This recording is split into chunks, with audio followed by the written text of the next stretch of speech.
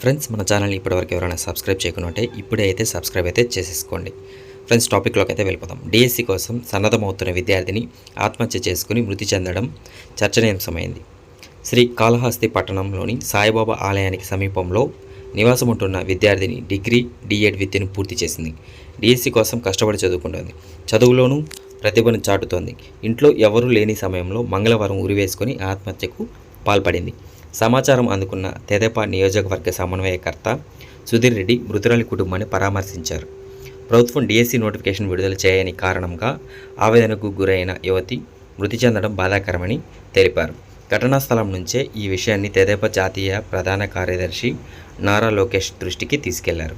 ఈ ఘటనకు సంబంధించి ఎలాంటి సమాచారం అందలేదని రెండో పట్టణ సిఐ మల్లికార్జున్ గారు అయితే అక్కడ తెలపడం జరిగింది. సో నిరుద్యోగులు ఇలా ఎందుకు ఆత్మహత్యలు చేసుకుంటున్నారు అనేటువంటిది చాలా బాధాకరమైనటువంటి విషయం. కాకపోతే దీనిపై మీ కామెంట్ ఏంటనేది ఈ కింద కామెంట్స్లో అయితే తెలియచేయగలరు. మరొక లేటెస్ట్ వీడియోతో మళ్ళీ మీ ముందుకైతే వస్తాను ఫ్రెండ్స్.